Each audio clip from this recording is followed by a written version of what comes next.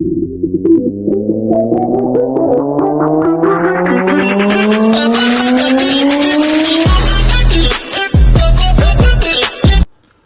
Hello and welcome to the neuroanatomy series. इसमें basically हम basal nuclei या basal ganglia को discuss करेंगे।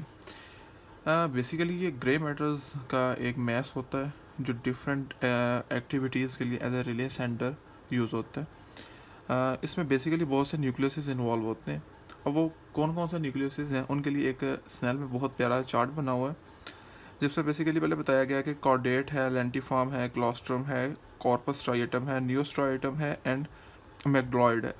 अब एक या तो ये सिंगल बताया गया या बताया गया कि दो मिल के कौन सा न्यूक्लियस बनाते हैं। ठीक है, पहले हम इनका पहले इंट्रो देख लेते हैं और इनकी पोजीशन देख लेते हैं कि ये एक्चुअली में प्रेजेंट कहाँ पे होते हैं। पहले बेसिकली हम इनकी लोकेशन को देख लेते हैं कि कहाँ पे कौन सी चीज़ लाई कर रही है।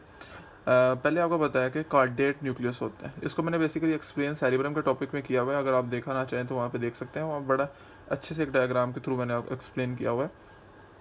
तो ये हमारा कार्डेट है। कार्डेट लेंटिफॉर्म, ये दोनों मिलके जो है लेंटिफॉर्म बना रहे हैं। इन दोनों को अलग कर रहा है हमारे पास एक कैप्सूल, जिसे हम कहते हैं इंटरनल कैप्सूल। ओके, ये वाला जो वाइटिश एरिया है, वाइटिश नहीं कहेंगे, येलोइश एरिया, ये वाला। अच्छा, अब लेंटिफॉर्म बेसिकली दो न्यूक्लियस से बन रहा है, एक है ग्लोबस पैलिडस और एक है पुटामेन। ये दोनों मिलकर लेंटिफॉर्म बना रहे हैं और यहाँ से लेकर के यहाँ तक जो एरिया होगा ये होगा क्लोस्ट्रम का। ठीक है जी। उसके बाद आता है सब्सटेंशिया नाइग्रा।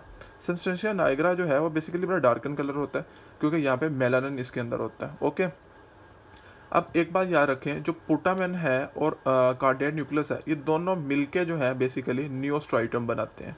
ठीक है, जब आप इस फिग को थोड़ा सा समझ के चलेंगे ना तो आपको ज़्यादा अच्छे समझ में आ जाएगी टेबल की। अब थोड़ा सा हम ज़रा इजी फॉर्म में दोबारा मैं आपको समझा देता हूँ कि किस तरह से होते हैं। पहले थैलेमस होता है, थैलेमस के बाद हमारे पास दो कैप्सूल्स आते हैं। अब पहले आपको पता है थैलेमस के बाद जो एरिया शुरू होता है वो कॉर्पस स्ट्राइएटम का होता है। कॉर्पस स्ट्राइएटम का एरिया यहाँ से लेकर के यहाँ तक है। ठीक है, अब इसको ये वेवी लाइन डिवाइड कर रही है। कैसे डिवाइड कर रही है? ये इंटरनल कैप्सूल है।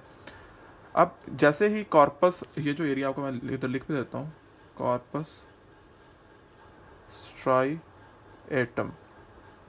अब इस एरिया को डिवाइड करने के लिए इंटरनल कैप्सूल है। अब इंटरनल कैप्सूल ने दो में डिवाइड किया। सामने वाले को हमने बोला कार्डेट है, जो थैलेमस और इंटरनल के दरमियान था, और इंटरनल और एक्सटर्नल के दरमियान जो था उसे हमें कहा ये वाला एक्सटर्नल है। ठीक है, एक्सटर्नल कैप्सूल। एक्सटर्नल और इंटरनल के दरमियान जो था उसे हम कहा कि ये लेंटिफॉर्म है, लेंटिफॉर्म। अब लेंटिफॉर्म के दो पार्ट होते हैं, एक होता है ग्लोबस पैलिडस और एक होता है पुटामेन। ठीक है, अब जो ग्लोबस पैलिडस है वो सामने वाला होता है, यानी ये वाला एरिया ग्लोबस पैलिडस का होगा और ये पुटामेन का होगा। ओके, थैलेमिक सिंड्रोम में बेसिकली क्या होता है कि कैप्सूल की बाउंड्री से लेकर के ये उन जो पेशेंट हमारी में होती ये है वाली लाइन है, जिनमें इसको हमने कहा है कोई वेसल जो सप्लाई कर रही थी blood vessel subcortical line of white thalamus को वो डैमेज हो जाती है, यानी कि थैलेमिक इन्फ्राक्ट आता है।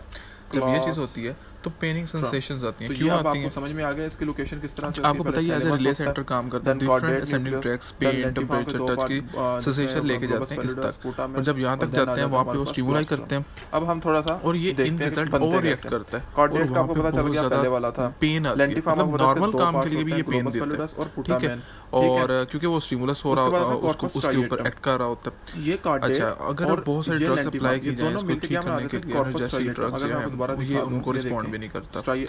थैलेमिक हेड में बेसिकली क्या होता है कि लेयन होती है, लेयन डैमेज करती है उन ब्लड वेसल्स को जो सप्लाई कर रही होती है हमारे थैलेमस को। अब लेंटिफॉर्म इन रिजल्ट थैलेमिक इन्फार्क्ट होता है यहाँ पे भी। और थैलेमिक हैंड में ये होता है कि हमारा जो रिस्ट है वो प्रोटीनेटेड, यानी पाम वाली साइड नीचे और फ्लेक्स हो जाता है, जैसा कि पिक्चर में दिखाया गया है। और मेटाफ्रेंजियल जॉइंट जो है वो फ्लेक्स्ड हो जाते हैं और इंटरफ्रेंजियल जॉइंट एक्सटेंड हो जाते हैं और बहुत कम मूवमेंट होती है इस ड्यूरेशन में। यही बात, so that's all about the thalamic syndrome. ये इंपॉर्टेंट है और वाइवा क्वेश्चंस में भी पूछा जाता है। इसमें ये होता है कि जो कार्डेट है फर्स्ट वाला है, ये वाला, और इसका सेकंड वाला, ठीक है, ये दोनों मिलके बना रहे होते हैं न्यू स्ट्राइएटम, एक नई चीज़। दूसरे वाला कौन सा था? पुटामेन था। तो ये देखें, कार्डेट न्यूक्लियस प्लस पुटामेन मिलके बना रहे हैं न्यू स्ट्राइएटम। और ये जो एमेग्लॉइड बॉडी है, ये एमेग्लॉइड न्यूक्लियस बेसिकली टेम्पोरल लोब में प्रेजेंट होता है। अब इतनी इन्फॉर्मेशन इसके लिए इनफ है कि किस तरह से कहाँ पे ये अरेंज होते हैं। इंशाल्लाह हम आगे देखते हैं कि बेसिकली ये किस तरह से अरेंज होते हैं और जो क्लॉस्ट्रम है इनके पार्ट्स क्या होते हैं।